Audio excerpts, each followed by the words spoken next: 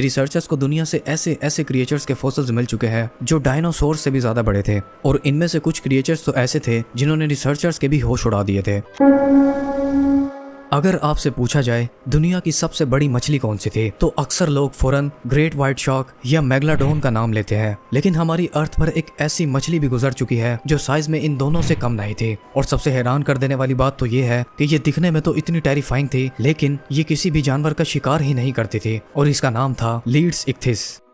इस क्रिएचर का पहला फॉसिल 1889 में इंग्लैंड के एक साइंटिस्ट एल्फ्रेड लीड्स को मिला था, और इसी वजह से इसका नाम लीड्स इक्थिस रखा गया था। साइंटिस्ट के मुताबिक ये जायंट फिश लगभग 27 मीटर यानी 88 फीट तक लंबी हो सकती थी, यानी एक स्कूल बस से भी कहीं ज्यादा लंबी। लेकिन इतने बड़े साइज के बावजूद इसके मुंह में शिकार करने वाले दांत ही नहीं थे, बिल्कुल आज की व्हेल शार्क की तरह।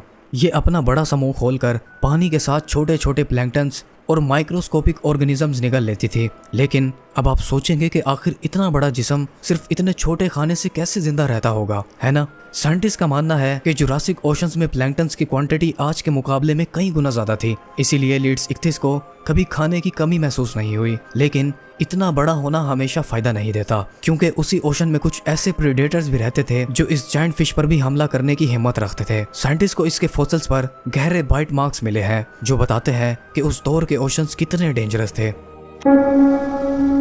आज जब हम व्हेल्स को देखते हैं तो उनका साइज देखकर ही हमें हैरानी होती है, लेकिन ट्रायसिक पीरियड के ओशंस में एक ऐसा जायंट तैरता था जो व्हेल नहीं था, लेकिन फिर भी उसका साइज किसी जायंट व्हेल से कम नहीं था। इस क्रिएचर का नाम था शेस्टोसोरस। पहली नजर में ये किसी डॉल्फिन या व्हेल जैसा लगता था, लेकिन असल में ये एक इक्थियोसोर था, यानी एक मैरीन रेप्टाइल जो डायनासोर्स के दौर में समुद्रों में रहता था। साइंटिस्ट के मुताबिक शेस्टोसोर्स की लंबाई 21 मीटर यानी 69 फीट तक पहुंच सकती थी, यानी एक पूरी सिटी बस से भी लंबी। सबसे हैरान कर देने वाली बात यह है कि इतना बड़ा होने के बावजूद इसके दांत या तो बहुत छोटे थे या कुछ स्पीशीज में बिल्कुल थे ही नहीं। इस वजह से रिसर्चर्स का मानना है कि ये बड़े शिकार का पीछा करने की बजाय सॉफ्ट बॉडीड क्रिएचर्स जैसे कि स्क्विड्स वगैरह को निगल लेता था। इस क्रिएचर्स के फॉसिल्स पर इन्वेस्टिगेशन से ये पता चला कि शेस्टोसोरस 200 मिलियन साल पहले इस दुनिया से एक्सटिंक्ट हुआ था।